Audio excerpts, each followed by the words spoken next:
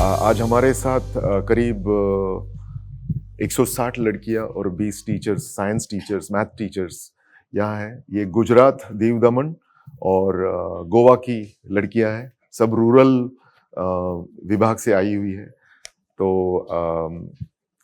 इस जो विंस्पायरर्स, उसका मतलब है women inspirers. So whenever I hear about Anita, मैं भी बहुत इंस्पायर हो जाता हूँ। उन्होंने जो भी किया है, तो हम आज उनके बारे में जानेंगे। बहुत पहले, आगे जाने के पहले, ये बच्चे हैं तो आपका भी थोड़ा बचपन बताइए, आपका बचपन कैसे रहा? तो मेरा जन्म हुआ महाराष्ट्र के एक डिस्ट्रिक्ट बीड में। पता नहीं आपने नाम सुना होगा कि नहीं। हाँ, तो काफ़ी बैकवर्ड डिस्ट्रिक्ट थी तब, अब भी शायद थोड़ा बैकवर्ड ही है। तो वहाँ पे मेरे फादर सुपरिटेंडेंट ऑफ पुलिस थे, तो उनकी पोस्टिंग वहाँ थी, इसलिए बीड में जन्म हुआ।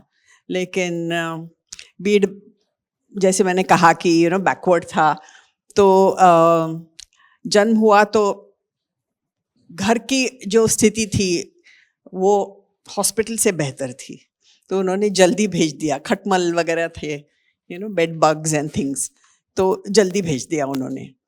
और क्या हुआ कि यंग ऑफिसर थे, बच्चा हुआ है, तो वहाँ की प्रथा ऐसी थी कि नारियल दे दें, जब बच्चा पैदा होता है। लेकिन अनफॉर्चुनेटली क्या हुआ कि लड़की पैदा हुई तो नारियल उनके घर पे ही रह गए कोई नहीं आया। और फिर थोड़े दिन में मेरा नामकरण था, तो बीड़ में कुछ मिठाई विठाई नहीं मिलती थी। सब कुछ चीज़ें उस टाइम पूना से आती थी, और पूना में वो पानशेत का डैम था, वो टूट गया तब, तो पूरी बाढ़ आ गई पूना में, और मिठाई भी नहीं मिली। तो मेरे पिक्चर की स्टार्टिंग थोड़ी ऐसी सैड ही हुई है लेकिन बाद में ठीक हुआ सब। तो ऐसे नहीं है कि जो स्टार्ट होता है सैडली वो पिक्चर की तरह सैडली ख़त्म हो, बाकी सब ठीक ठाक हुआ। तो मेरे फादर, जैसे मैंने कहा कि पुलिस में थे, लेकिन मेरे माँ बाप एक्चुअली गांव में बड़े हुए। तो मेरे फादर ने 15 साल तक न्यूज़पेपर भी नहीं देखा था। और फिर मेरी माँ गोवा से है, जैसे मैंने बोला कि पोर्चुगीज़ टाइम था, तो वहाँ फ्रीडम ऑफ स्पीच भी नहीं था।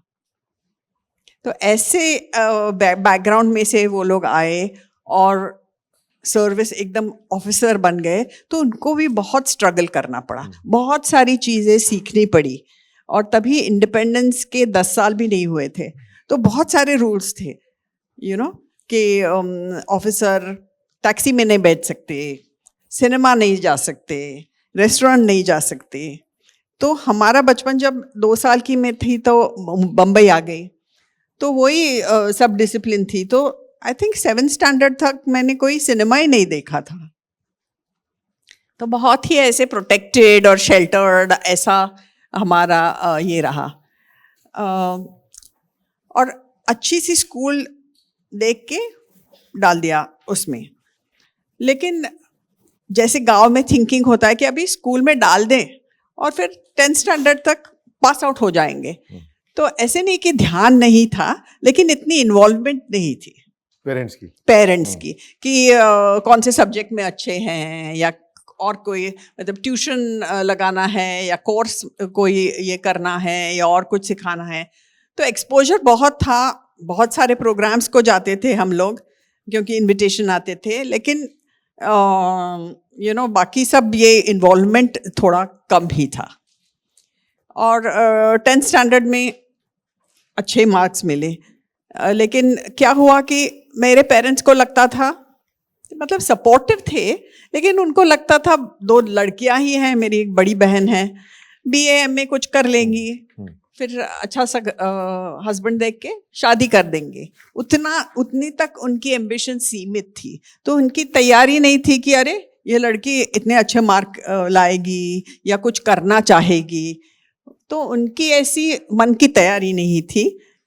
तो बचपन से ना मुझे खुद को मोटिवेट करने की आदत हो गई कि वैसे सपोर्ट नहीं था, सपोर्ट इन द सेंस कि वो कुछ कंट्रीब्यूट नहीं कर सकते Push थे, तो नहीं था। हाँ पुश नहीं कर सकते थे, और उनका गवर्नमेंट जॉब था तो उन्हें ऐसे मतलब प्राइवेट सेक्टर के बारे में ज़्यादा पता नहीं था, बम्बई में कौन सी इंस्टीट्यूट्स है या फिर ऐसे कुछ नहीं पता था। वो लोग आर्ट्स स्टूडेंट्स थे और मेरे स्ट्रॉन्ग सब्जेक्ट्स मैथ्स और फिजिक्स थे। तो जब 12th स्टैंडर्ड हो गई तब मतलब टाइम आ गया, तो मैंने सोचा था कि इंजीनियरिंग कर लूँ। ओके, तो मैंने पापा से बोला मुझे वो एंट्रेंस एग्ज़ाम देनी है, तो वो मुझे बोले तो अब तो तुम छोटी हो, और आईआईटी तो उन्हें ओनली पवई मालूम था, बाकी आईआईटीज है ये भी नहीं मालूम था। और वो बोले इतना दूर है, कहाँ से? बीड़ से। साउथ मुंबई से, साउथ- नहीं हाँ, अच्छा, साउथ साउथ मुंबई मुंबई से पवई, इतना दूर है, हॉस्टल में रहना पड़ेगा। और बोले मेरे पास तो पैसे नहीं है, तो मैं तो तुम्हारे लिए फैक्ट्री वैक्ट्री नहीं डाल सकता। मतलब उनकी सोच में इंजीनियर है तो फैक्ट्री फैक्ट्री डालनी डालनी पड़ेगी, तो फैक्ट्री नहीं डाल सकते, तो फिर तुम्हें तो पीडब्ल्यूडी में नौकरी मिल जाएगी, क्योंकि उन्होंने तो गवर्नमेंट देखा था, ये देखा था बस कुछ मालूम ही नहीं था। और तभी ऐसे इंटरनेट वगैरह कुछ नहीं था, तो जो भी जानकारी मिलती थी वो लोगों से मिलती थी। तो उनके सर्कल में ऐसे लोग भी नहीं थे कि बोलेंगे कि यहाँ जाओ, या आईआईटी मद्रास में ये कोर्स है, आईआईटी इसमें ये कोर्स है, ऐसे लोग भी नहीं थे। और तभी बच्चे सुनते थे बच्चों पेरेंट्स का, और सुनना पड़ता भी था, है ना। अभी बच्चे सब ज़्यादा इन्फॉर्म्ड है और खुद की सोच है, होनी चाहिए। अगर मैं बोल दूं कि पापा मम्मी को पूछ दूं तो राजेश सर मुझे उनके लैब में लेंगे भी नहीं, वो बोलेंगे उनकी बात छोड़ो, अपने क्या है बोलो, तुम्हें क्या करना है वो पहले पूछेंगे, है ना। तो ऐसा होना चाहिए, ऐसा नहीं कि लड़ाई झगड़ा करना है। कभी कभी जैसे मेरे पेरेंट्स को पता नहीं था तो समझाना पड़ता है उनको, लेकिन तुम लोग सब इंफॉर्मेशन ज़्यादा इकट्ठा कर सकते हो, किसी से पूछ सकते हो, नेट पे जाके सब फाइंड आउट कर सकते हो, सभी टूल्स है आपके पास। बीटेक करने किसको इंजीनियर बनना है, क्या करना पड़ेगा उसके लिए? बहुत पढ़ाई करनी पड़ेगी, फोकस करना पड़ेगा, 100% दे दो अपना। एनीवे, तो क्या हुआ तभी वो मेरा 19th बर्थडे था, एंट्रेंस एग्जाम थी, 19th बर्थडे था, और सुबह आके वो एग्जाम दे दी और वापस घर गई। शाम को देखा तो कोई शादी की प्रपोजल लेके आया था, फर्स्ट 19th बर्थडे, शादी की प्रपोजल कोई लेके आया था। हाँ, उस नहीं तब तक शादी होती थी? नहीं होती थी। अच्छा। थोड़ा अर्ली ये हुआ, लेकिन कोई आया था, तब तक सोचा भी नहीं था ना। तो लकीली क्या हुआ कि उसी दिन रिजल्ट्स आ गए शाम को, वो लोग बैठे थे और मेरा एंट्रेंस में फर्स्ट नंबर आ गया। तो फिर तो कोई मतलब डिसीजन वाज टेकन ऑलरेडी कि नहीं अभी तो पढ़ना है। और अभी जब देखती हूँ आई लुक बैक कि तभी शादी होती तो क्या होता, तो बहुत सारी अपॉर्चुनिटीज चली जाती, है ना। का नाम क्या था? याद नहीं अभी क्या फर्क पड़ता है? I know. क्या फर्क पड़ता है? Good, so you have wiped it out completely. Yeah. मतलब it was not considered at all, and I was lucky कि my parents also didn't consider, क्योंकि मार्क्स अच्छे हैं, ये मतलब ऐसे नहीं थे वो लोग कि नहीं शादी ही करनी है, बट अच्छा इजी डिसीजन हो गया वो। फिर 2 साल यहाँ आ गई मैथ्स डिपार्टमेंट में। मैथ्स डिपार्टमेंट में तो सब ठीक ठाक था, लेकिन मेरा प्रोजेक्ट मैकेनिकल इंजीनियरिंग में था, और वहाँ एक मुझे फरिश्ता मिल गए, डॉक्टर सुभाष बाबू, यहाँ के प्रोफेसर थे, कुछ साल पहले रिटायर हो गए। तो उनके साथ मैं ये कर रही थी, तो उन्होंने पूछा इसके बाद क्या करना है, एमएससी के बाद क्या करना है। और फ्रैंकली मैंने इतना सोचा नहीं था, तो वो समझ गए। कनेक्शन कैसे हुआ? लेकिन आप मैथ डिपार्टमेंट के हैं और हाँ, मेरा प्रोजेक्ट ऑपरेशंस रिसर्च में था, तो वहाँ गई, और वो बहुत ही लकी था। तो जब ऐसे लोग मिलते हैं लाइफ में जो एडवाइस देते हैं या फिर इनकरेज करते हैं, और गाइडेंस देते हैं, कुछ नई दिशा दिखाते हैं, तो खुद को बहुत लकी समझना चाहिए। तो आईआईटी बॉम्बे में मुझे लगता है मेरा बिगेस्ट ये है कि वो मिल गए मुझे। तो उन्होंने कहा कैट क्यों नहीं देती हो, मिल जाएगा तुम्हें। अभी कैट के लिए क्लास जाना, तो यहाँ तो थी हॉस्टल में, तो क्या करूँ, फिर भी कुछ नहीं किया, जस्ट प्रैक्टिस किए और मिल गई एडमिशन। उन्होंने बहुत मदद की मुझे, फॉर्म भरना पड़ता है, कुछ कुछ इंटरव्यू के लिए तैयारी करनी पड़ती है, उन्होंने बहुत मदद की मेरी, और मिल गई एडमिशन। तो वैसे मैं IIM गई। मैथ्स टू मैनेजमेंट, हाँ। मैथ्स टू मार्केटिंग, ये आपका ट्रांसफॉर्मेशन वहां से यहाँ हाँ। तक। By the way, professor Subhash Babu मेरे भी प्रोफेसर थे अच्छा। उस वक्त, अभी पता चला मुझे। हाँ, अभी भी मैं हाँ, इन टच हूँ। हाँ, और I think gratitude is very important Yes. To recognise people की जिन्होंने आपकी लाइफ को डिफरेंट दिशा दी या आपको रास्ता दिखा दिया, वो बहुत इम्पोर्टेंट होता है। आप लड़कियों को भी ऐसा ही मौका मिला है, तो इसका आप मैक्सिमाइज करो, पूरा फायदा उठाओ, ओके। और घर जाओगे तो एकदम अमीर बन के जाओ कि इतना सारा सीखा है, इतना सारा देखने को मिला। ये हाँ, तो इधर आके बस ये मत करना कि हाँ जा रहे हैं, सब कुछ अपने अंदर ले लो। Sorry, Hindi is little weak, but whatever, I think they get the point. Soak in everything, जैसे स्पॉन्ज होता है, पानी सब खींच लेता है, वैसे सब इंफॉर्मेशन, सब एक्सपीरियंस, सब नॉलेज आप अपने अंदर खींच लो। एनीवे, तो वहाँ गई, अहमदाबाद गई, IIM अहमदाबाद गई। तो सब लोगों को लगता है कि हम लोग क्या IIM अहमदाबाद पहुंच गए, है ना।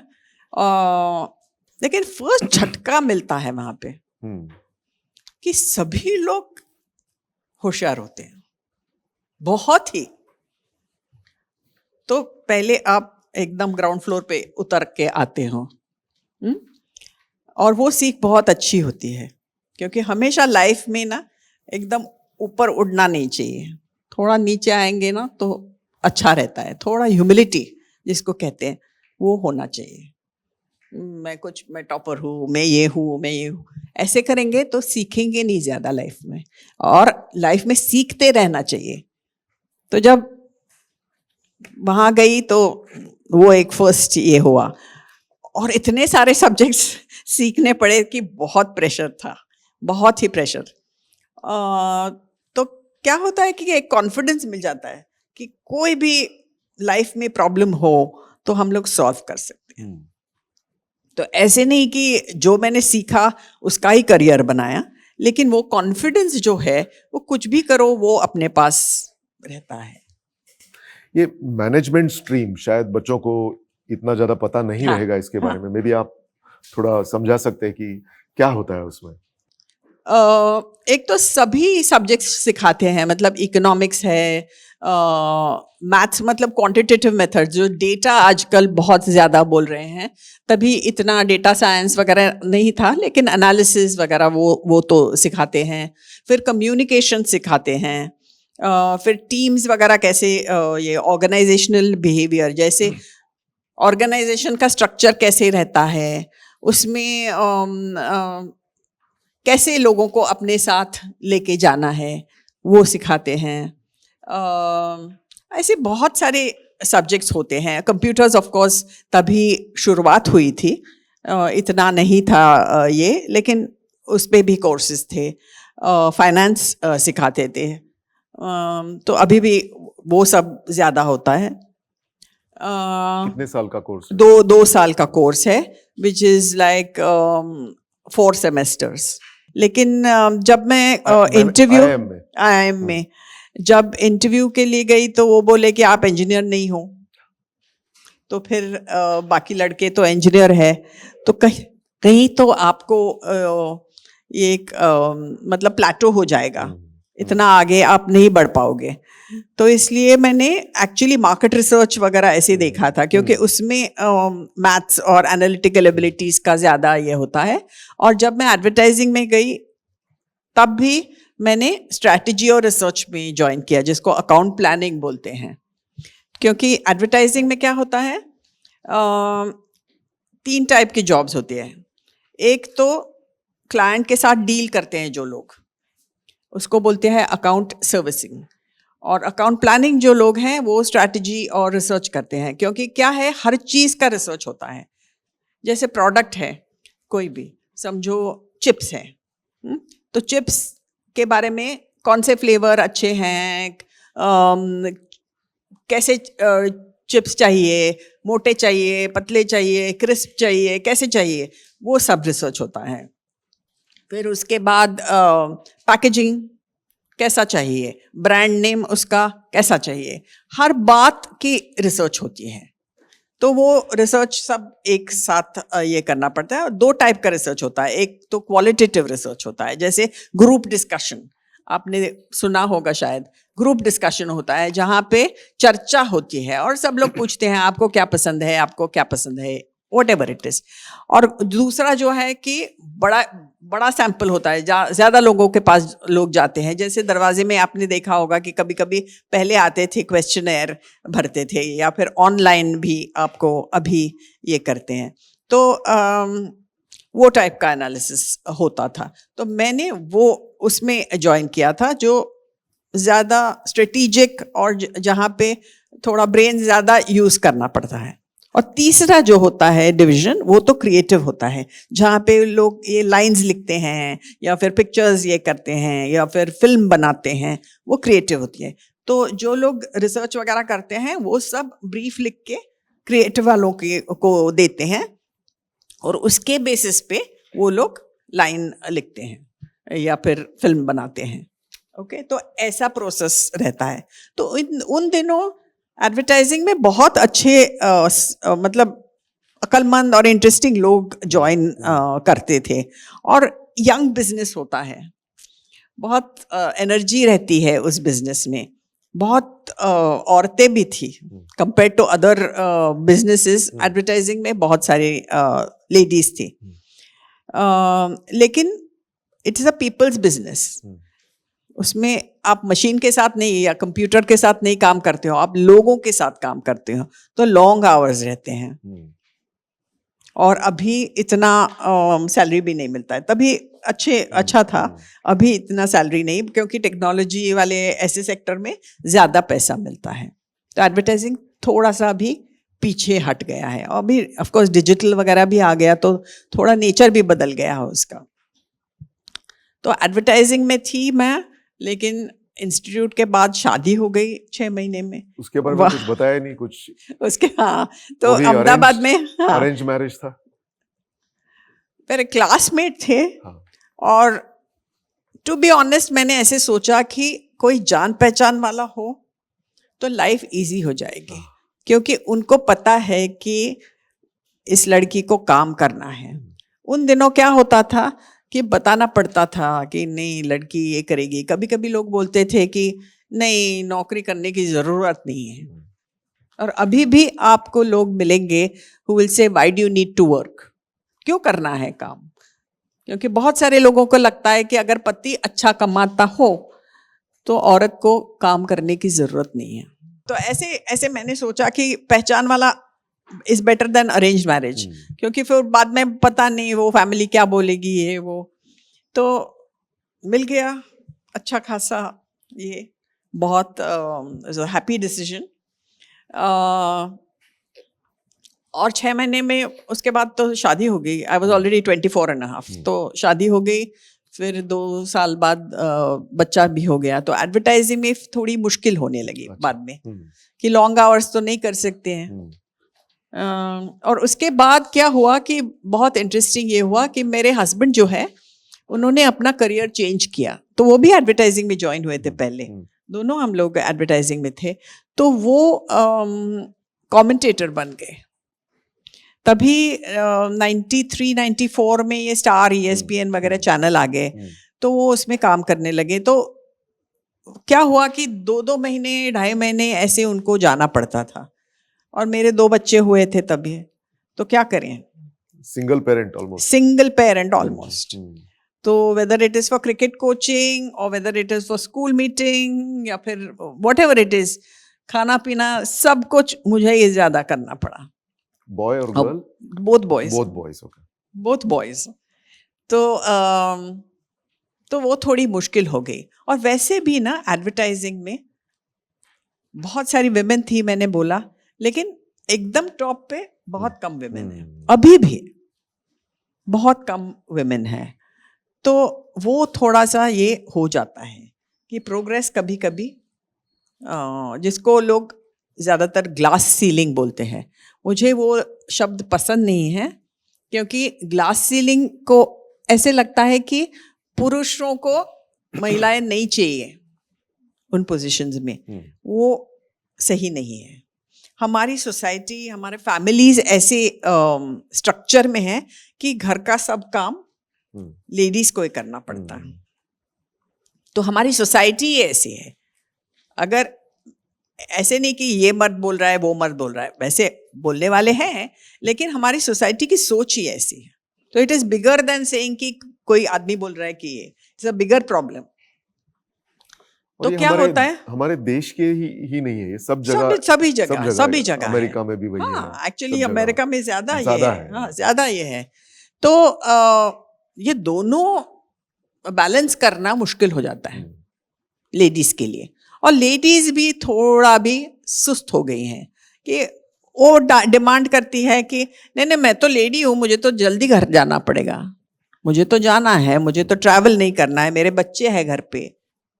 जब मुझे ऐसे लगता है कि जब आप ऑफिस में जाते हो तो सेम सैलरी अगर आपको चाहिए तो आपने फर्क नहीं करना चाहिए कि मैं महिला हूँ या मैं पुरुष हूँ, है ना. लेकिन उसके लिए घर में जो वातावरण होता है, जो सपोर्ट मिलना चाहिए, जो शेयरिंग होना चाहिए ऑफ द लोड, वो नहीं हो रहा है. वो जब हो जाएगा तो women and main both will balance things properly. तो सोच थोड़ी बदलनी चाहिए, क्योंकि अभी भी लोगों को लगता है नहीं नहीं, मर्द ने, the father has to earn and put the food on the table, उसकी जिम्मेदारी है. वो भी है, ऐसे नहीं है कि पुरुष इमीडिएटली क्विट कर सकता है जॉब. वो कुछ भी हो, उसका बॉस हॉरेबल हो या उनको पसंद की नौकरी नहीं है, फिर भी मर्द, पुरुष को काम करना ही पड़ता है. लेडीज छोड़ दे तो कोई कुछ नहीं बोलता है. अच्छा बच्चे छोटे हैं क्या, छोड़ दिया, अच्छा ठीक है. It is convenience. तो ये थिंकिंग पूरी बदलनी पड़ेगी. We had not seen the computer. जैसे आप अभी देखते हो कि पीसी है, लैपटॉप है, आपको सब दिखाई देता है, आप खुद चलाते हो. उस टाइम हम जब पढ़ाई करते थे, कोई और चलाने वाला था, तो हम प्रोग्राम लिख के देते थे और वो रिपोर्ट देते थे. कुछ गलती हो गई तो वापस पूरा करो. और ये तो वो दिन अलग थे, यू नो, इन्फॉर्मेशन भी नहीं थी और ये सब सीखना पड़ता था. तो एनीवे, तो मेन फ्रेम कंप्यूटर्स बहुत महंगे थे, तो only big companies had main frame computers, और वो लोग पार्ट टाइम नहीं देते थे. तो स्विच करना हो, अगर मार्केट रिसर्च भी करना हो, तो they were not giving any options. तो मैंने सोचा बहुत सारी चीजें मैं नहीं कर सकती. करेक्ट, मतलब फुल टाइम नहीं काम कर सकती, ट्रैवल नहीं कर सकती. फैमिली का सपोर्ट? मेरे पेरेंट्स नहीं थे सिटी में, मेरे इन लॉज नहीं थे सिटी में, कोई नहीं था. लेकिन हर एक के लाइफ में आप देखो कि ऐसी एक लिस्ट होती है कि ये 4 चीजें हम नहीं कर सकते. लेकिन थोड़ा सा उस तरफ देखो तो 4 चीजें ऐसी भी हो सकती है जो आप कर सकते हैं. तो मेरे पास घर था, मेरे पास दिमाग था, मेरे पास कुछ करने की इच्छा थी, वो सब तो था मेरे पास, है ना.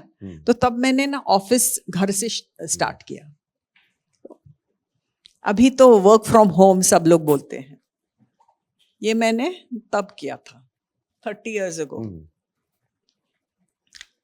क्या लगता है ऑफिस स्टार्ट करने के लिए? तभी तो एक फैक्स मशीन लगता था, अभी तो फैक्स भी नहीं लगता है. हाँ, एक मोबाइल हो, एक लैपटॉप हो, बस यू आर सेट, और कुछ नहीं लगता है. इसलिए इतने लोग अभी घर से काम कर रहे हैं. तो सेटअप ज्यादा नहीं लगता है, खर्चा नहीं लगता है, किसी को नहीं पता कि आप इतने छोटे से ऑफिस में बैठ रहे हो या आपकी बड़ी बिल्डिंग है. तो वो मैंने स्टार्ट किया और बहुत सारी चीज़ें की है लाइफ में, क्योंकि मुझे एकदम रेस्टलेस फील रहा था कि कुछ करना चाहिए, कुछ करना चाहिए। तो हर टाइम, उस टाइम जो भी पॉसिबल था वो मैंने किया। Mind you, it was very easy to sit and say husband अच्छा कमा रहा है और मेरे इतने एक्सक्यूजेस है। जैसे मैंने कहा कि 4 चीज़ें ऐसी होती है कि आप नहीं कर सकते, तो कोई कुछ नहीं बोलता है।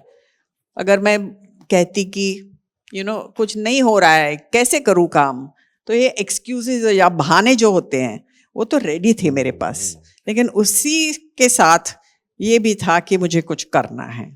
तो मैंने दोनों बुक्स में एक लाइन लिखी है, और आप थोड़ा आगे चले गए, एकदम बुक्स तक आ गए। नो हाँ, अब आई विल बताइए, जस्ट ठीक है, tell you this and then we will come to the books. हाँ, don't let what you cannot do interfere with what you can do. Okay, do you understand? Don't let what you cannot do, जैसे बहुत सारी चीजें थी, I cannot do this, don't let it interfere with what you can do. जो करना है वो आप करो, जब जो नहीं कर सकते हैं वो बाजू में रखो। ओके, ये अभी हो गया, नहीं कर सकते, क्या बचा है, जो बचा है उसमें से आप क्या कर सकते हो, वो लिखा है। तो that is always been my thinking कि यू शुड फोकस ऑन क्या कर सकते हैं रादर देन क्या नहीं कर सकते। ये आप एक कंपनी की ओनर बन गई, हाँ, उसके बारे में कुछ बताएं कि कंपनी क्या करती थी, आपका कैसे, मतलब ये सोच, I am just putting my self in your shoes, आपके उस वक्त, क्योंकि बच्चे भी वही सोच रहेंगे शायद कि उस वक्त, उस टाइम फ्रेम में एक कंपनी की मालिक बनना, और इतनी बड़ी कंपनी नहीं है, जो भी छोटी हो, सी कंपनी है। लेकिन उसकी आइडिया कैसे आई, क्या हाँ, क्या करते थे, जैसे कि आप घर से काम कर रहे थे, हाँ, उसके बारे में हाँ, जरा उसके डिटेल में बताइए। ओके। तो क्या हुआ कि जब मैं एडवर्टाइजिंग में थी, मैं हेड ऑफ डिपार्टमेंट बन गई, और हमारे 7 ऑफिसेस थे इंडिया में। तो कभी तो जाना पड़ता है ना as a head of department, लेकिन मेरे बच्चे तो छोटे थे और इतने जल्दी बच्चे बड़े भी नहीं होते हैं, तो बहुत सालों तक ऐसे ये था कि बच्चों को कहाँ छोड़ूं, अगर मुझे यहाँ वहाँ जाना है तो बच्चों को कहाँ छोड़ूं। तो मुझे ज़रा ये होने लगा कि नहीं, ये एजेंसी वाले लोग तो अच्छे हैं, मुझे कुछ नहीं बोल रहे हैं, लेकिन मैं कितने दिन ये करूं। तो मैंने और मेरे हस्बैंड ने सोचा कि हम लोग अपने स्किल्स साथ में ये करते हैं और कुछ नया स्टार्ट करते हैं। तो उनको स्पोर्ट्स का नॉलेज था और मुझे ब्रांड्स का नॉलेज था, क्योंकि मैं एडवर्टाइजिंग में थी, तो हर दिन नया कुछ प्रोडक्ट था। आज बिस्किट है, कल गाड़ी है, कल बैंकिंग सर्विस है या इंश्योरेंस है, या इतने सारे कैटेगरीज, तो उसका ज्ञान मिला था। तो दोनों साथ में ये करके एक हम लोगों ने सीरीज स्टार्ट की of what people can learn from sport, from what managers can learn from sport, क्योंकि हमारा दूसरा ये मैनेजमेंट का था, दोनों हम लोग मैनेजमेंट सीखे थे। तो what managers can learn from sport, तो वो टॉक हम लोग देते थे कंपनीज में जाके। स्पोर्ट्स बहुत ही स्ट्रॉन्ग ये है, very powerful kind of a thing. तो नॉट ओनली मैनेजर्स, सब लोग सीख सकते हैं। तो I am very happy to hear कि आपको फुटबॉल खेलना है। मुझे तो लगता है कि हर बच्चे ने, बॉय और गर्ल, कुछ तो स्पोर्ट खेलना चाहिए, specially team sport. Team sport जब आप खेलते हो तो आप बहुत कुछ सीखते हो। तो वो उस किस्म का टॉक था, उसी पे फर्स्ट बुक लिखा है। ये बुक शायद कोविड टाइम पे कुछ, उसके बारे में बताइए, मतलब। हाँ, वो तो दूसरा बुक है। अच्छा, तो फिर पहले बुक या no, so I just want to say कि जैसे मैंने कहा कि सब कुछ, सब कोई सीख सकते हैं something from sport. So sport is very democratic. मतलब क्या है कि आप जीतते हो तो सबको मालूम है कि आप जीत गए, और आप हार जाते हो तो सभी को मालूम है कि आपका परफॉर्मेंस अच्छा नहीं रहा। There is no hiding, correct? जो अच्छा है वो दिखाई देता है, जो अच्छा नहीं हुआ वो भी सबको दिखाई देता है। You can't hide really. So sixer मारता है, ओके? अगर आमिर खान ने सिक्सर नहीं मारा होता तो क्या करते? रीशूट, है ना? रीशूट करते हैं। 4 बार रीशूट करेंगे और जब छक्का लगेगा वो शॉट ले लेंगे। विराट कोहली के बारे में ऐसे नहीं कर सकते, अरे अरे चूक गया, मुझे और एक चांस दे दो, रीशूट करते हैं नहीं ना। स्पोर्ट इज रियल, जो है सो है, वो दिखाई देता है। That is why it is so motivating. तो स्पोर्ट क्या सिखाता है? स्पोर्ट सिखाता है कि आप अपना 100% दे दो, है ना, 100% दे दो कि आप ज्यादा से ज्यादा परफॉर्मेंस क्या कर सकते हो, और वो ही अपने हाथ में है। जैसे समझो आप स्विमिंग देखते हैं या रनिंग, ये एथलेटिक्स देखते हैं। अगर मैं यहाँ पे दौड़ रही हूँ और राजेश सर वहाँ जाए, हाँ, अगर वो मुझसे फास्ट दौड़े तो उसके बारे में तो कुछ नहीं कर सकती मैं। I have no control over him, correct. मेरे हाथ में क्या है कि मुझे 100% देना है। तो हमेशा जो भी आप करो, वेदर इट इज स्पोर्ट या पढ़ाई या हॉबी, कुछ भी हो, 100% दे दो। फिर आपको कोई रिग्रेट नहीं होगी कि अरे मैंने थोड़ी और मेहनत की होती तो क्या होता। आपको जो पॉसिबल है वो आप 100% दे दो। वो एक बड़ी सीख है स्पोर्ट्स से। दूसरी एक है कि जिसे हम कहते हैं कि success is not forever and failure is not fatal. तो success is not forever मतलब क्या है कि आज अगर आप जीत जाओ तो ऐसा नहीं है कि कल भी आप जीतोगे। कल फिर से मेहनत करनी पड़ेगी, कल उतनी ही मेहनत करनी पड़ेगी या उससे ज़्यादा मेहनत करनी पड़ेगी। तो डोंट अज्यूम कि हाँ मैं तो अभी जीत गया तो हमेशा जीतूँ, नहीं। जो मैंने पहले बोला था कि ह्यूमिलिटी, नहीं, आप हम्बल रहो। क्या बोलते हैं हम ह्यूमिलिटी को? आप समझते हो ह्यूमिलिटी मतलब क्या है? कि खुद को बहुत ज़्यादा होशियार नहीं समझना, और वो अपने काम में दिखाई देना चाहिए कि नहीं मैं एफर्ट कर लूँ, हार्ड वर्क ये करना चाहिए। और फेलियर इज नॉट फेटल मतलब क्या है कि अगर आप फेल हो गए आज तो it is not the end of the world. कल फिर सुबह होगी, फिर सूरज निकलेगा, फिर आपको दूसरा चांस मिलेगा। तो इसलिए मुझे लगता है कि खेलना तो बहुत अच्छा है, लेकिन खेलेंगे नहीं तो देखिए तो इवन थ्रू वॉचिंग स्पोर्ट आप बहुत कुछ सीख सकते हो। आपका जो पहला बुक था, थोड़ा डिटेल करेंगे उसके बारे में, क्योंकि बच्चों को पता चले अगर उनको खरीदना है तो। हाँ, इट्स कॉल्ड द विनिंग वे। अभी भी मतलब 2011 में हमने पब्लिश किया था। अभी इट्स कॉल्ड द विनिंग वे 2.0। जैसे टेक्नोलॉजी में नया वर्जन होता है तो वैसे हमने 2.0 किया है, तो that is what it is. और सिंपल है, मतलब टेक्निकल बहुत ज़्यादा नहीं है, बहुत सारी स्टोरीज है। सो पहला बुक एक्चुअली हमारे पास बहुत सारा मटेरियल था क्योंकि हम लोगों ने बहुत सारे टॉक्स दिए थे, तो मटेरियल का हमने बुक किया। दूसरा जो बुक था वो it is a topic that is close to my heart, इसलिए मैंने लिखा बुक। कि क्या होता है, जैसे मैंने पहले बोला था कि एडवर्टाइजिंग में बहुत सारी लेडीज़ थी लेकिन लीडरशिप पोजीशन में इतनी नहीं गई। तो क्या होता है कि ladies are the same in terms of ability, हम लोग कुछ कम नहीं है। एम्बिशन भी होती है शुरुआत में, लेकिन जैसे कहा मैंने कि चैलेंजेस ज़्यादा होते हैं लाइफ में। रिस्पॉन्सिबिलिटी घर की पूरी लेडीज़ पे होती है, और उसके लिए और ऑफिस वाले भी सोचते हैं कि कर पाएगी ये, इसके तो बच्चे हैं। तो इसको क्या होता है कि सॉफ्ट ऑप्शंस देते हैं। चैलेंजिंग जॉब अगर हो तो वो बोलते हैं नहीं होगा उससे, अज्यूम करते हैं कि उनसे नहीं होगा। तो क्या होता है कि सॉफ्ट ऑप्शंस करने से फिर आपका करियर इतना ग्रो नहीं होता है।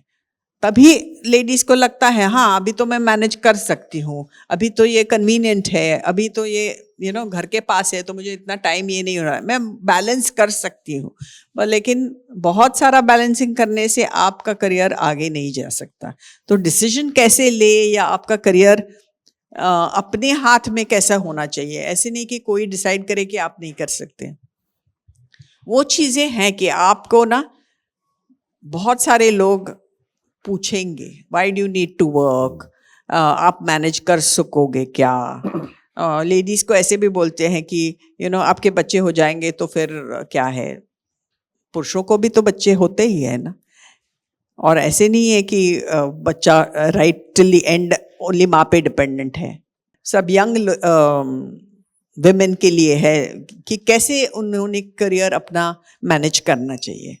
So that's शायद- called equal yet different because that's how women are. हाँ, We are correct. equal but yet we are Different. different. तो उस बुक में भी बहुत सारी स्टोरीज है या हाँ हाँ, बहुत सारी तो स्टोरीज। उसमें से कुछ बताइए। एक्चुअली ना मैं चौंक गई बुक लिखते लिखते, क्योंकि बहुत सारे इंटरव्यूज किए मैंने, about 90 interviews of women in careers. Not only कि जो टॉप पे है या जो जिन्होंने सक्सेस ये किया है, लेकिन जो कर सकती थी लेकिन उनका नहीं हुआ। और that is the interesting story कि क्यों नहीं हुआ, क्या प्रॉब्लम थी। एक पॉजिटिव स्टोरी, एक negative story, just to see contrast. Sure, We don't have to take names if you yeah. No. Names तो even all of the names have not been put in the book, क्योंकि कुछ stories बहुत ही personal है। Okay, एक मैं story आपको बोलती हूँ जो मेरे एक फ्रेंड की थी, और जिसके बारे में मुझे बहुत स्ट्रांगली ये लगता है। तो वो उसने बैचमेट से शादी की है, तो दोनों अबाउट सेम लेवल पे थे। और क्या हुआ कि 15 साल के बाद डिवोर्स हो गया। तो तब तक लेडी ने क्या सोचा कि हाँ, मैं तो घर मैनेज कर रही हूँ, मैं बच्ची को मैनेज कर रही हूँ। तो उसने सभी स्पेंडिंग अपनी सैलरी में से की, और हस्बैंड ने अपना पूरा ये सेव कर दिया। और जब डिवोर्स हो गया तो इसके पास बच्ची थी, बैंक बैलेंस नहीं था, और घर और गाड़ी वाड़ी सब हस्बैंड के नाम पे थे।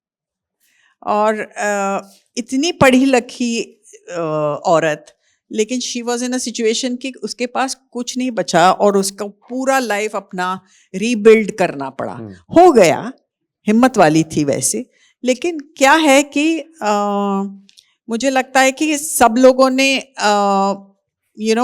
मैनेजिंग मनी सीखना चाहिए, और उसके लिए पहले खासकर लड़कियों ने शादी के पहले नौकरी करनी चाहिए, अपने पैरों पे खड़ा रहना सीखना चाहिए।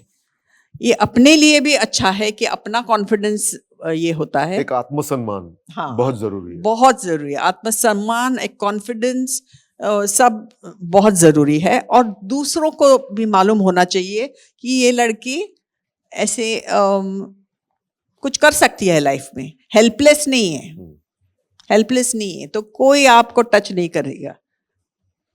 तो मुझे बहुत स्ट्रांगली ये लगता है कि not only should you earn money but you should be able to manage money, क्योंकि अदरवाइज क्या होता है कि पापा देख लेंगे, मम्मी को तो कुछ पता ही नहीं है। ऐसे नहीं होना चाहिए, सबको अपना अपना इंडिपेंडेंस होना चाहिए। और जैसे मैं कहती हूँ कि लड़कों को भी खाना बनाना आना चाहिए, हर पर्सन ने सेल्फ सफिशिएंट होना चाहिए। तो गाड़ी चलाना, पैसे मैनेज करना, ये सब आना चाहिए, तो ही आप एकदम इंडिपेंडेंट हो जाओगे। तो वो एक सैड स्टोरी थी। Okay, happy story. एक आपको फनी स्टोरी बोलती हूँ।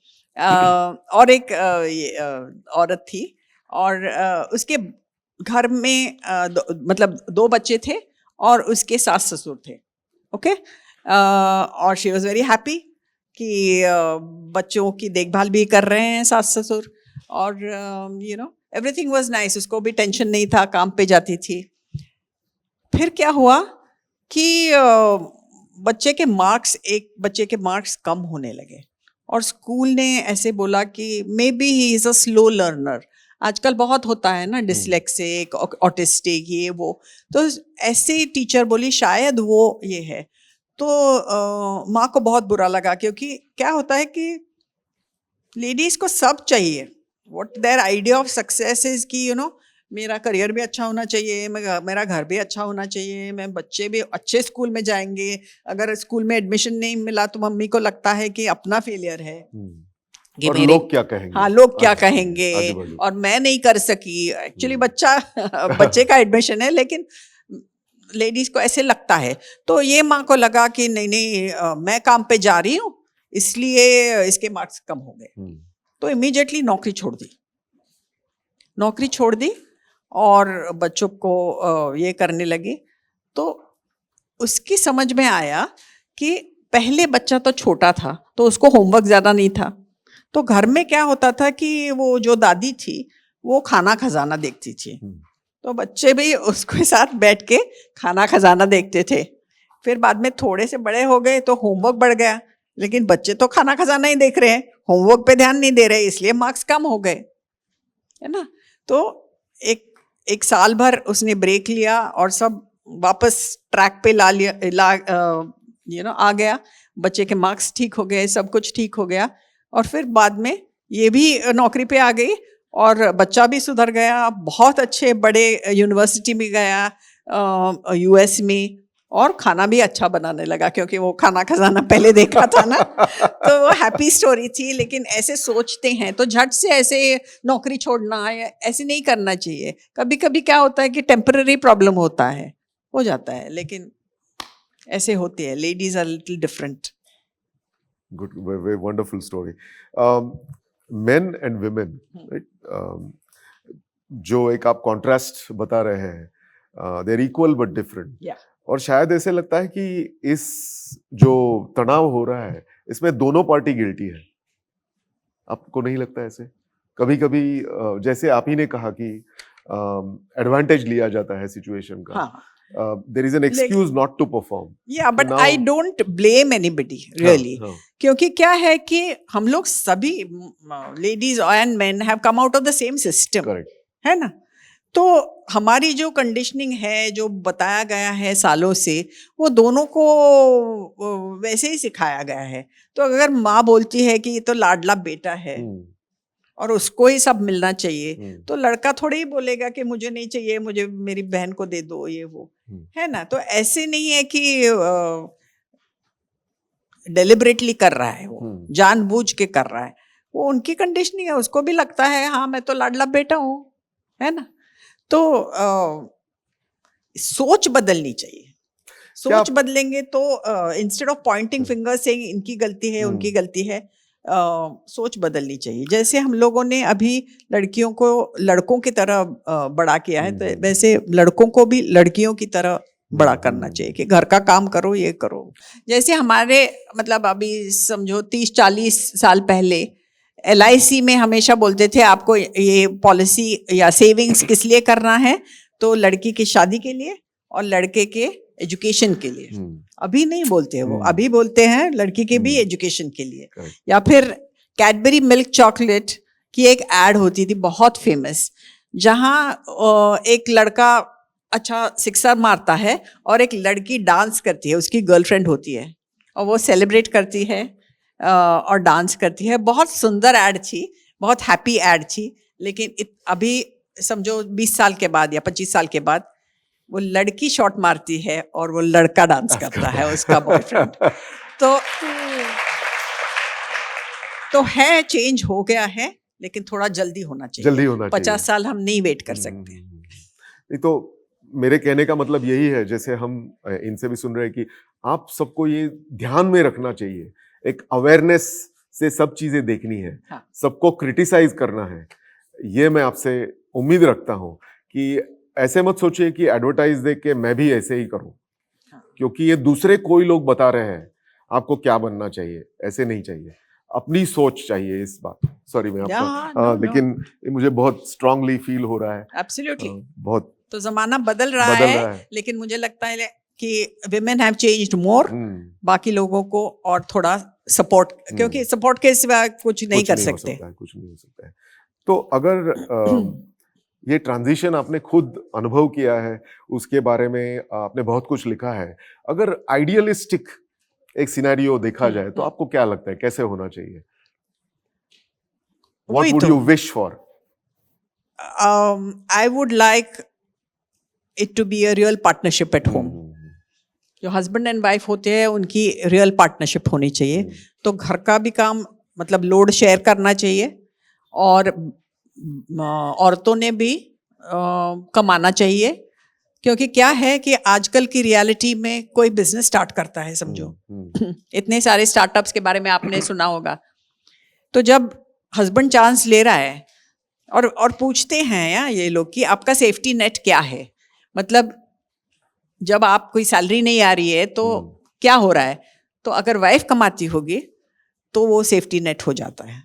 या फिर बहुत सारे जॉब्स अभी जा रहे हैं जो इसको पिंक स्लिप बोलते हैं, जिस अपना परफॉर्मेंस ठीक रहता है लेकिन कंपनी निकाल रही है, तो ऐसे सिनारियों में भी लेडीज को अगर उसकी नौकरी हो तो बहुत मदद हो जाती है। जैसे मैंने पहले कहा कि सबने इंडिपेंडेंट होना चाहिए, तो वो एक है कि घर का भी लोड शेयर होना चाहिए, बाहर का भी लोड होना चाहिए, और अपॉर्चुनिटी सबको मिलनी चाहिए। क्योंकि क्या होता है, अभी भी मैं देखती हूँ कि समझो मैनेजमेंट स्कूल्स में अभी कितना 15 लाख फीस होती है, 15 लाख के ऊपर। अगर लड़की को एडमिशन मिली तो पेरेंट्स नहीं बोलते कि मत जाओ, जाओ, लेकिन अगर लोन लेना हो तो लड़के के लिए लोन लेते हैं, लड़की के लिए लोन नहीं लेते। ऐसे थोड़े थोड़े ये, अभी तो पेरेंट्स ज्यादा एम्बिशियस हो गए हैं, लेकिन अभी भी थोड़ा ये बाकी है। जरूर जरूर, आई थिंक हम एक सही दिशा में जा रहे हैं। मैं जा अपना खुद का एक अनुभव शेयर करना चाहता हूँ। मेरे पर्सनल जिंदगी में भी मैंने ऐसे एग्जांपल्स देखे हैं कि जहाँ मेरे एक नज़दीक दोस्त से जब मुलाकात हुई तो उसने कहा कि आप क्या करते हो? मैंने उसे पूछा, अमेरिकन है, तो मैं हाउस हस्बैंड हूँ, बड़े 2 बच्चे हैं, मेरी बीवी नर्स है, वो काम करती है, मैं उसको डब्बा बना के दे देता हूँ। मुझे इतना अच्छा लगा, लेकिन उस वक्त लगा था कि कुछ और है, ये सब और है। लेकिन आगे चल के देखें तो ऐसे बहुत सारे एग्जाम्पल्स मुझे दिखाई दिए कि father also takes a break, कि हाँ अब मैं देखता हूँ बच्चों को, आप पिंजरे में से बाहर उड़ के मतलब लड़की को, तो ये अभी दिखाई दे रहा है। सभी को कंफर्टेबल होना चाहिए उसके साथ। कि मुझे याद है चेतन भगत, पता है आपको, राइटर है, हाँ, तो Chetan Bhagat is also management graduate, banker था। तो जब उसने लिखना स्टार्ट किया, he started working from home, है ना, और उसकी वाइफ भी बैंकर थी, तो तभी लिखा था, ऑफ कोर्स ओल्ड स्टोरी है, कि चेतन ने कहा कि अभी लड़कियां 2 है तो उनको बस स्टॉप पे छोड़ना है स्कूल बस के लिए, तो मैं करता हूँ क्योंकि मैं घर से राइटिंग कर रहा हूँ। लेकिन उसकी मदर और उसकी मदर इन लॉ दोनों कंफर्टेबल नहीं थे कि ये क्या हो रहा है अभी। तो जैसे मैंने कहा कि ऐसे नहीं है कि ओनली मेल्स की फॉल्ट है, कंडीशनिंग जो है सबकी कंडीशनिंग है। अगर सन इन लॉ प्लेट उठाता है तो मदर इन लॉ को बहुत बुरा लगता है अभी भी, हाँ, कि नहीं मैं उठा लेती हूँ। तो शायद अगर मूवीज, एडवर्टाइज सब जगह में ये चेंज हो जाए तो शायद ये झट से बदलाव हो सकता है। हाँ, हो सकता है। हर कोई ने एफर्ट करना चाहिए, एक्सेप्टेंस और क्वेश्चन करना है। लेकिन मैं उतनी ही पढ़ी लिखी हूँ या मेरी उम्र उतनी है, मैं उतनी है, तो मैं क्यों नहीं कर सकती? वो क्वेश्चनिंग होना चाहिए। गुड। कल आपने क्या देखा था, उन्होंने कैसे क्वेश्चन किया था सब जगह, वैसे आपको हर चीज को क्वेश्चन करना है, ये बहुत महत्वपूर्ण बात है। ज्यादा लीनियर, हाँ, लीनियर, हाँ, so it would have been like that कि बहुत सारे लोग एक ही टाइप के जॉब में रहते हैं और वहीं पे ग्रो हो जाते हैं। मेरा क्या हुआ कि थोड़ा जंगल जिम जो होता है, आपको पता है, जंगल जिम चढ़ के जाते हैं बच्चे, लेकिन ऐसे बहुत सारे स्टेप्स होते हैं। तो मेरा क्या हुआ कि थोड़ा इधर स्टेप लिया, उधर स्टेप लिया, ऊपर स्टेप लिया, ऐसे हो गया करियर। तो थोड़ा करियर अलग हो सकता था।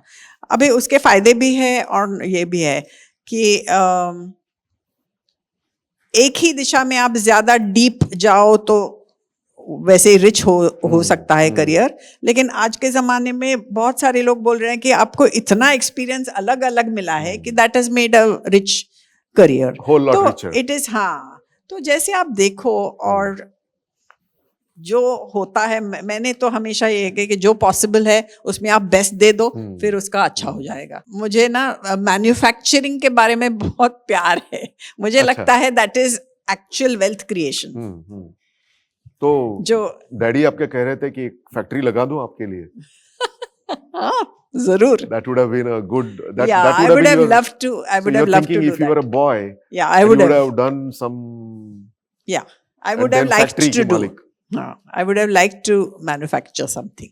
अभी भी कर सकते हैं, अभी भी बहुत सारा नहीं, वक्त है। अभी हो गया। एक इंटरेस्टिंग टॉपिक इन लड़कियों के सामने लाना था कि हाँ। एक शादी के बाद में नाम बदल जाता है। शादी के पहले आपका नाम क्या था? अनीता कुलकर्णी। कुलकर्णी। हाँ। ओके। और आपको वो नाम हाँ, बदलना एक्चुअली पड़ा, मैंने उसकी कुछ स्टोरी बताइए। एक्चुअली मैंने अम, सोचा तब हम्म, कि बदलें ना बदलें, क्योंकि स्टार्ट हुआ था कि लोग नहीं बदलते हैं। फिर मैंने ऐसे सोचा कि ये आपने हस्बैंड का, सोचा? हाँ मैंने सोचा। आप पे किसी ने फोर्स नहीं किया था? नहीं, फोर्स नहीं किया था। गुड। मेरी सिस्टर इन लॉ जो है वो भी आईआईटी से है, मेरे हस्बैंड की सिस्टर ननद मेरी जो, और उसने नहीं नाम बदला है और बड़ी है वो, तो मतलब एग्जाम्पल भी था। लेकिन मैंने क्या सोचा कि हस्बैंड का सरनेम एक है, बच्चों का भी सरनेम हस्बैंड पे जाएगा, कुत्ता होगा तो उसका सरनेम भी हस्बैंड का होगा, तो फिर मैं अकेली रह जाऊंगी। यू नो, ये सोच के मैंने सरनेम बदल दिया। आज के ज़माने में मैं नहीं बदलती।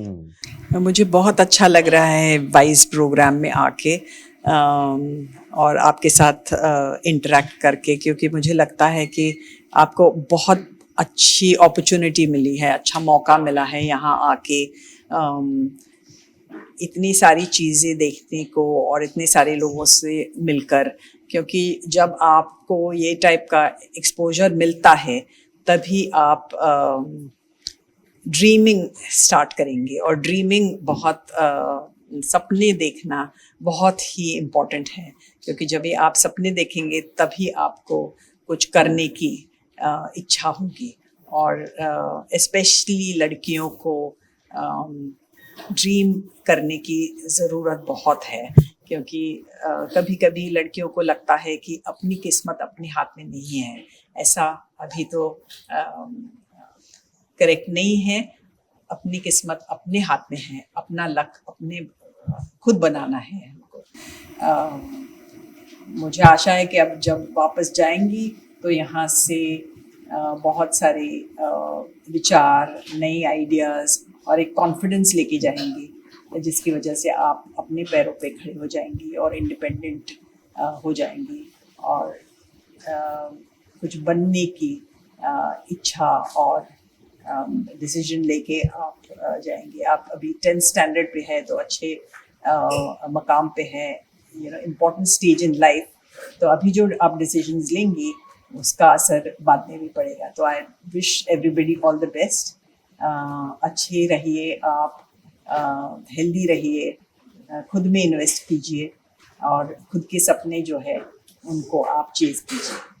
और मैम मैं ये पूछना चाहती हूँ कि आपने बोला कि अपनी लाइफ में 4 चीज़ें ऐसी होती है जो हम कर सकते हैं और 4 चीज़ें ऐसी होती है कि हम नहीं कर सकते। तो ऐसा क्यों कि वुमेन की लाइफ में ही ऐसा होता है कि हम 4 चीज़ें नहीं कर सकते? क्या आपको नहीं लगता कि ये मेल्स को भी फील होना चाहिए कि ये हम नहीं कर सकते? हम अपने नहीं होता है। हाँ, होता है। हाँ। हर एक के लिए। जैसे किसी के पेरेंट्स ठीक से मतलब तबीयत ठीक नहीं है तो वो दूसरे शहर नहीं जा सकते हैं, वहाँ पे जॉब मिले तो नहीं जा सकते हैं, या फिर किसी को और कुछ करना है लेकिन उस टाइम पैसे की ज़रूरत है तो उनको वो जॉब लेना पड़ता है जहाँ ज़रा पैसे ज़्यादा मिले। तो होता है सबके लाइफ में। बट इकोनॉमिकली रीज़न हो गए ना, तो मैं ये पूछना चाहती हूँ कि वुमेन्स को ऐसा लगता है कि मेरे बच्चे हैं इस वजह से मैं ये सब नहीं कर सकती, हाँ, वही तो फैमिली है इस वजह से मैं नहीं कर सकती हूँ। लेकिन मेल ये सब नहीं फील करते हैं कि मेरे बच्चे हैं इसलिए मैं ये जॉब नहीं कर सकती हूँ। उनको अगर जाना हो तो वो जाते हैं, हाँ, वाइफ पे सब छोड़ के चले जाते हैं। ऐसा नहीं होना चाहिए ना। हाँ, वही तो मैं बोल रही हूँ कि सोच बदलनी चाहिए। ये सच है कि छोटे बच्चे को माँ की ज़रूरत होती है, लेकिन कितने छोटे बच्चे, 1 साल का जब बच्चा हो जाएगा, हाँ, माँ तो ब्रेस्ट फीडिंग बंद कर देगी, है ना? फिर उसके बाद तो डॉक्टर के पास लेके जाना है, या फिर क्रैश में ड्रॉप करना है, या स्कूल लेके जाना है, या स्विमिंग लेके जाना है, तो वो तो सब फादर कर सकते हैं, फिर भी माँ ही करती रहती है। और माँ को भी अपनी ऐसी ही सोच हो जाती ऐसी है ही कि मैं सोच, ही हाँ। अपने बच्चे को मतलब ज्यादा से ज्यादा time करेक्ट दूं। करेक्ट। तो तो वो वही ऐसी मैं सोच बोल change रही हूँ होनी कि चाहिए। हाँ, तो वो भी सच है कि माँ बच्चे को पैदा करती है, माँ दूध पिलाती है, सबकी जरूरत, लेकिन कितने साल, हमेशा के लिए नहीं होना चाहिए। ओके। स्पेशली अगर माँ ज्यादा केपेबल हो, बाहर जा सकती है, कमा सकती है, कुछ कर सकती है, तो उनको चांस मिलना ही चाहिए। गुड मॉर्निंग मैम, मैं आयुषी तड़वी, JNU नर्मदा गुजरात से। मैम मेरा क्वेश्चन ये है कि आपने स्टार्टिंग में बताया कि आप जब छोटे थे तो खुद ही मोटिवेट होते, तो आप कैसे मोटिवेट होते थे? मतलब मुझे खुद ये करने की चाहत थी, और वही कहा ना मैंने कि दैट इज़ वेरी इंपॉर्टेंट, क्योंकि आज मैं अगर आपसे कुछ कहूँ तो उसका इफेक्ट आप पे 1 दिन, 3 महीने, 6 महीने, बस उतना ही होगा ना। जब खुद मोटिवेट होती है, जब खुद को कुछ करने की चाह है, तो वो तो परमानेंट है। इसलिए सेल्फ मोटिवेट करना चाहिए, कि उसके लिए सपना देखना चाहिए कि मुझे ये बनना है। जब आपके आगे जो गोल है कि ये बनना है, तो आप ही उस गोल की तरफ जाने के लिए कोशिश करेंगे। इसलिए self motivation is very important. और खुद को आप ये मत समझिए कि स्ट्रांग नहीं है। हर एक के अंदर बहुत स्ट्रेंथ होती है, और वो बस बाहर आनी चाहिए। किसी को भी ऐसे नहीं लगना चाहिए कि स्ट्रांग नहीं है, सब कुछ पॉसिबल है। मेंटली टफ होना चाहिए। Thank you ma'am. अच्छा, मैं एक स्टोरी मेंटली टफ के बारे में Please. बोलना चाहती हूँ। ये स्टोरी मैंने किसी को नहीं बताई, बस आपको बोल रही हूँ। पहली बार? Okay, पहली good. बार Okay, किसी good. को भी नहीं बताई। जैसे मैंने कहा, मैं सेल्फ मोटिवेटेड थी, I was also mentally tough. Physically मैं एकदम छोटी थी, एकदम पतली, एकदम शॉर्ट, एकदम छोटी सी, हमेशा first row in the class. तो जब मैं जय हिंद कॉलेज गई थी एडमिशन के लिए, अकेली गई थी, okay, and this was after the 12th standard, after the 12th standard. तो उन्होंने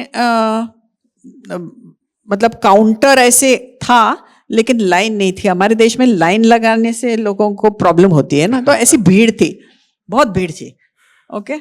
और काउंटर था वहाँ पे, आगे पीछे देखने को भी चांस नहीं था, इतनी भीड़ थी फॉर्म लेने के लिए।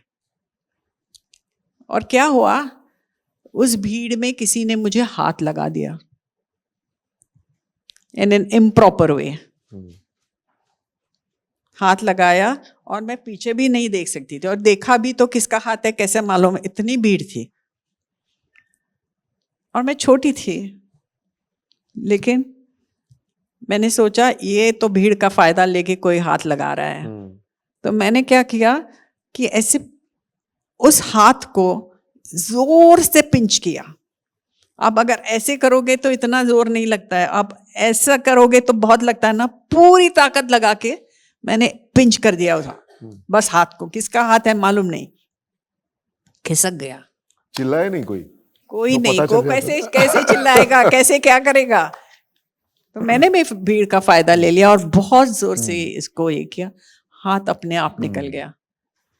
जब आप ऐसे करते हो, जो यू फेस इट, तब आपको मतलब मालूम होना चाहिए कि हमारे अंदर कितनी शक्ति है, कर सकते हैं हम। बस इधर सोचना चाहिए कि टफ है। Good morning ma'am, my name is Pooja Thakur and I from JNU Gandhinagar. मैं आपसे ये पूछना चाहूँगी, आपने बचपन की बातें बताई, तो आपने स्पोर्ट्स के बारे में कुछ नहीं बताया। आपको इंटरेस्ट था या गेम्स कुछ खेलते थे? हाँ, मैं थोड़ा बहुत टेबल टेनिस और बैडमिंटन खेलती थी, यहाँ भी खेली हूँ IIT में।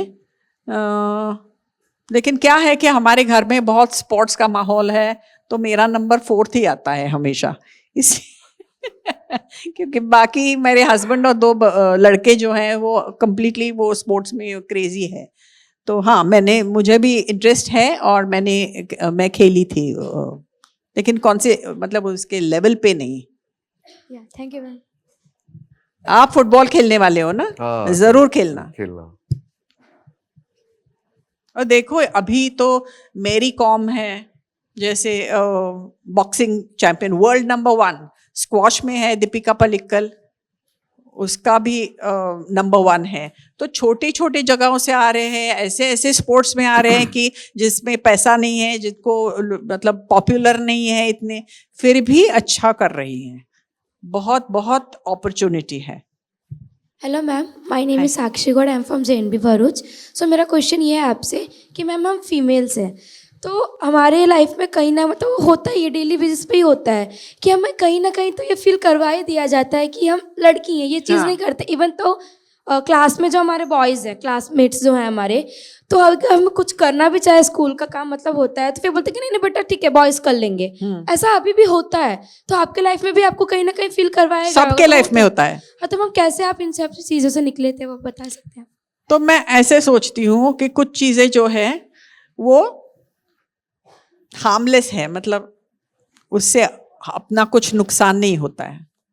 हाँ, जैसे कोई कुछ कह देता है कि लड़कियां रोती है या फिर ऐसे, मतलब तो अपने से कुछ लेना देना नहीं है तो वो छोड़ दो। कभी कभी ऐसी चीज़ें होती है जो हमको हर्ट कर देती, लेकिन नुकसान नहीं होता है, बस हर्ट होता है। मैम वहाँ- रोते तो लड़के भी हैं, हाँ रोते तो फिर लड़के भी, लेकिन अगर लेकिन वो बोलते रोते हैं ना। हैं तो उन्हें कुछ और वे से बोला जाता है। हाँ, pick your own fights and focus on what you want to do. Good morning ma'am, morning. मेरा नाम महक है, मैं JNVD से हूँ। मेरा आपसे ये क्वेश्चन है कि आपको साइंस और मैथ्स में करना था, तो आपको पहले से इंटरेस्ट था साइंस और मैथ्स पे? आपको? हाँ, हमेशा हमेशा। अभी भी मेरे, अभी स्कूल छोड़ के कितने साल हुए, अभी भी मेरी फ्रेंड्स मिलती हैं कभी, तो ये मैथ्स में बहुत अच्छी थी, ये मैथ्स में बहुत अच्छी थी, वो मेरी आइडेंटिटी हुई थी। गुड मॉर्निंग मैम, मेरा नाम भूमिक्षा है और मैं JNVD से हूँ। मेरा आपसे ये क्वेश्चन है कि आपने अपनी थोड़ा माइक पास पकड़ेंगी? हाँ। आपने अपनी पूरी लाइफ में अब तक कितनी किताबें लिखी है? 2 किताबें लिखी हैं। उसके नाम बताएंगे? एक पहले वाला विनिंग विद द विनिंग वे, और second one is equal yet different. Good morning ma'am, मैं भारती पढ़िया JNV वडोदरा से हूँ। क्या मैम आपको मैथ्स में पहले से ही इंटरेस्ट था, और था तो फिर और कोई सब्जेक्ट में नहीं था? नहीं, सब्जेक्ट्स में था, लेकिन मैथ्स में आई थिंक ज़रा ज़्यादा था। ज़्यादा है। मुझे अभी भी डिफिकल्ट सुडोकू, कोई करता है सुडोकू? सुडोकू पता है? हाँ, डिफिकल्ट सुडोकू करने में बहुत रिलैक्सेशन मिलता है। बहुत प्यार है नंबर से। मैम मेरे को भी मैथ्स बहुत पसंद है। हाँ, और मुझे इंटरव्यू में क्वेश्चन पूछा था कि आपको म्यूजिक में भी इंटरेस्ट है, तो म्यूजिक और मैथ्स में हाँ है कनेक्शन। जिनका मैथ्स अच्छा हो उनको म्यूजिक थोड़ा अच्छी तरह से आ जाता है।